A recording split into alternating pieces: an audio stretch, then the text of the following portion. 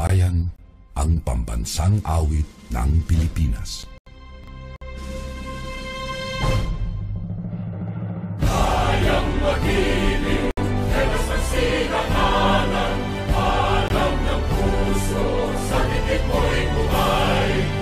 Upang hinirang, kuya ka ng magiting, sa manlulupin, di ka pasisigil, sa nagagang tutok sa simoy at sa langit mong bangaw, ay hinagang tulad, awit sa pagkayang minamahal.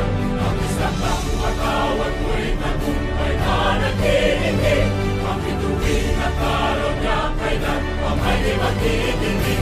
Luman ang araw ng walhagit pagsinta, buhay langit sa piling mo. Ang inigaya na pagkay mga api, ang mamatay ng dahil sa'yo.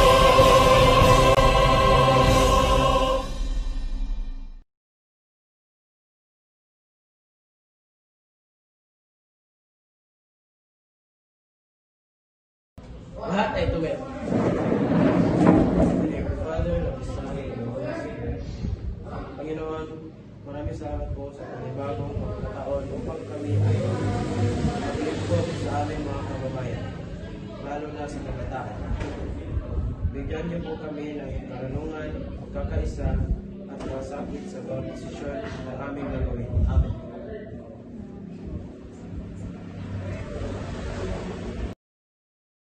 Mag-roll calling muna tayong lahat. Mark Lawrence Zumalay. Present! Ashley Pasino. Present. Marian Serna. Present. Mary Joyce Serna. Raymond Doral. Present. Manuel Son. Narito po ang attendance. Ang lahat ng miyembro ay present. Secretary Mary Joy, maaari mo bang basahin ang tala ng nakaraang pagpupulong? Opo, Ginoong Chairman. Noong nakaraang pagpupulong, ito po ang mga naging paksa ng talakayan. Una, pagpaplano ng outreach program para sa mga batang lansangan. Pangalawa, pagbili ng mga gamit para sa SK office tulad ng laptop at printer. Pangatlo, pagpapalakas ng kampanya laban sa paggamit ng bawal na gamot. Pang-apat, pagpaplano ng Youth Leadership Seminar. Panglima, pagbuo ng monitoring team para sa implementasyon ng mga proyekto. Wala pong naging pagputol sa mga mungkahi at lahat ay nagpagkasundo ang ikakatuparan para sa mga susunod na buwan. Magandang hapon po sa ating lahat. Present tayong lahat, kaya may quorum tayo. Opisyal kong binubuksan ang pulong sa ganap ng 2 p.m. ng hapon. Ang layunin natin ay pagpapayin ang mga plano para sa kabataan at komunidad. Narito po ang mga agenda. Una, proposed youth programs and activities. Pangalawa, budget discussions and resolutions. Pangatlo, partnership with NGOs, schools, and barangay. Pangapat naman, sports and cultural event planning. Panglima, environmental and health campaigns.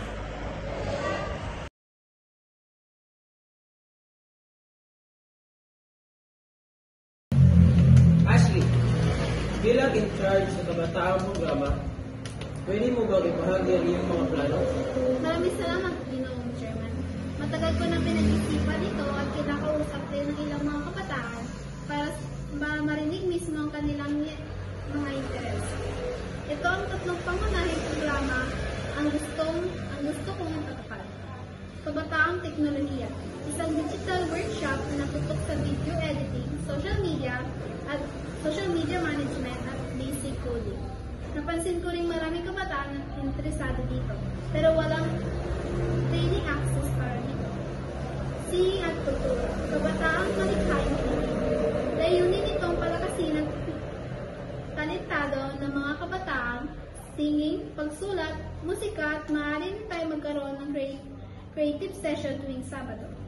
Leadership Develop Camp ay isang overnight leadership camp Youth for Leaders at volunteers. Magsasagawa tayo ng workshop on public speaking, planning, and team building. Maganda ang plano mo, Ashley. Pero isa lang ang concern ko. Maraming estudyante ang loaded na sa academics. Baka mahirapan silang umaten, lalo na sa camp. Valid yan, Manuel. Kaya sinusuggest ko na i-schedule natin tuwing seminar break or weekend. Ang camp ay maaaring overnight sa isang safe na resort, pero pwede rin natin gawing day camp kung may problema sa budget. May isa rin akong concern, ang mga facilitator, saan tayo kukuha ng speaker para sa leadership. Camp and team both count. Actually, may nakausap ako mula sa Youth PH. Isang NGO, willing silang magpadala ng speakers at state volunteers. Kailangan lang natin silang ma-coordinate agad. Maganda kung gagamit tayo ng online registration para mas organize at para rin ma-monitor kung gaano karami ang interesadong dumalo. Tama! At dapat may limit din ang slots para di masyadong magulo. Sa budget naman, kailangan natin pag-usapan mamaya kung paano ito i-allocate. Sige, kung wala nang dagdag, may gusto bang mag-motion? I move to approve the implementation of youth program with adjustment to the schedule based on availability and participants and budget. I second the motion. All in favor? Motion.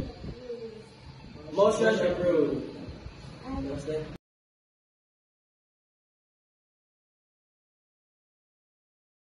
Marian, ikaw na muna. Salamat, Ginoong Chairman. Based sa ating pondo mula sa barangay at SQ Fund, may mga total tayong 100,000 sa initial estimate. Ang youth program ay makakailangan ng 60,000. Naiiwan tayong may 40,000 para sa iba pang agenda. Pero gusto ko sanang i-erase ang issue na may kulang tayo sa emergency or contingency fund. May mga hindi inaasahang gastusin tulad ng logistics, medical kits, o speaker honorarium. Agree ako. At dagdag pa, baka mahirapan tayo sa health campaign kung wala tayong maayos na budget for supplies and manpower. Naalala ko, noong nakaraang sports event ang sound system at medals ay last minute. Dapat planado at may budget para sa bawat event. Suggestion lang po, i-divide natin ang natitirang 40,000 sa tatlo. Sports and cultural, 15,000. Health and environment, 15,000. Contingency, 10,000. Tama. Tapos kung kukulangan pa, pwede tayo mag-fundraising tulad ng community fair or workshop. Yes, and we can invite small businesses to sponsor booths and or donate items as prizes. Very practical suggestions. May mag-motion? I move to approve the revised budget plan as discussed and form the fundraising committee. I second the motion. All in favor?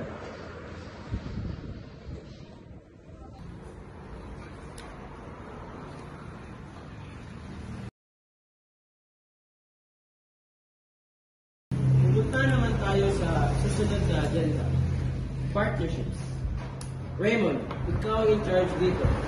Salamat, Ginoong Chairman. Mahalaga po na makipag-ugnayan tayo sa mga organisasyong may kakayahan at karanasan. In the past weeks, I reached out to 3 potential partners.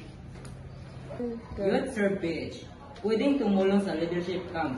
Eco Eskwela, focus sa environmental education. Barangay Council, maaaring magdaan ng dagdag support o logistics. Pwede ba nating imbitahan din ang local high schools na sumali sa events natin? Tamang-tama. Nakipag-usap din ako sa principal ng Barangay National High School. Willing daw silang mag-partner basta mag-formal letter at clear purpose. Sa NGO side naman, hinihintay lang ang approval ng board ng Ecoswila.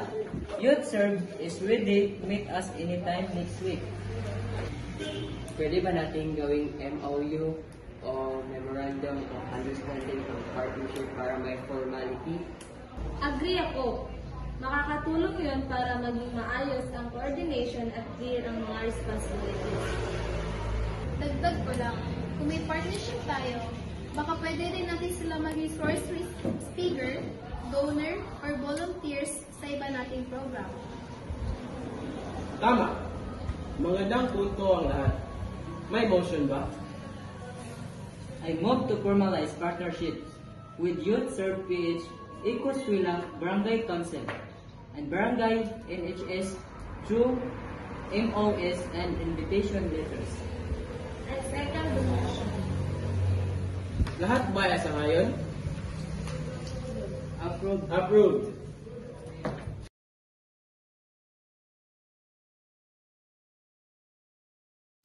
Susunod, sports and cultural event. Lawrence, this is your section. Yes, Ginoong Chairman. Propose kong magkaroon tayo ng dalawang malalaking aktibidad. Barangay Youth Sport Fest. Sa loob ng 3 araw, basketball, volleyball, chess, at Mobile Legends. Gabi ng sining at kultura. Open mic, spoken word, street dance at local band showcase. Problema po natin. Venue availability, equipment and sound system, price at tokens, manpower, or organizing committee. Yung cover court, available naman siya sa Disyembre sa Camp, pero limited ang araw. So kailangan natin i-book na maaga. Sa prizes, pwede tayong mag-request ng sponsorship mula sa local businesses, yung dating hardware store. Willing daw mag-donate ng sports gear. Suggestion, gamitin natin ang Battle of the Talents format. May pre-audition para quality performances, tapos may elimination rounds. For manpower, may na-recruit akong 12 volunteers mula sa Barangay College Youth Group. Pwede silang maging marshals, ushers at committee support. Importante may medical equipment din during Sport Fest, hydration station at first aid. Okay. Kung malinaw na ang plano, may magmo-motion ba? I move to implement the 2 events as discussed with voluntary coordination, sponsorship, request, and committee trustee. I second the motion. Lahat ba ay pabor? Motion. Motion approved. Item 4.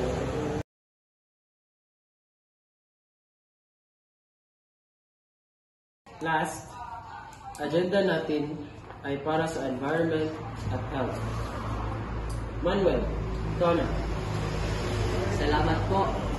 Dalawa po ang kaunahing plano.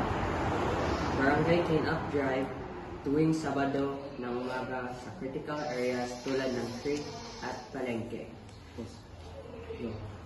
Youth Health Awareness Caravan info session sa schools tungkol sa mental health, hygiene, nutrition, at reproductive health.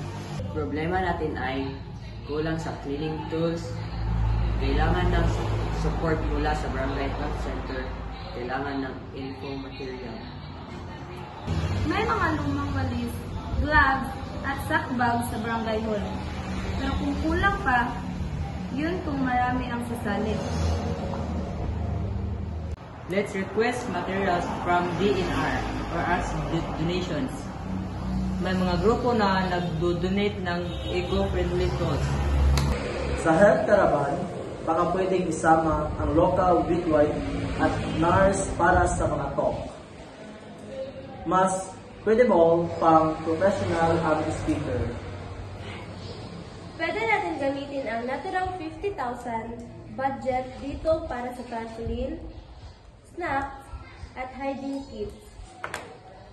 Very good. May mag-motion ba? I move to conduct the barangay cleanup drive and health caravan with proposed partnerships and budget use. I second the motion. Sino ang pabor? Approve.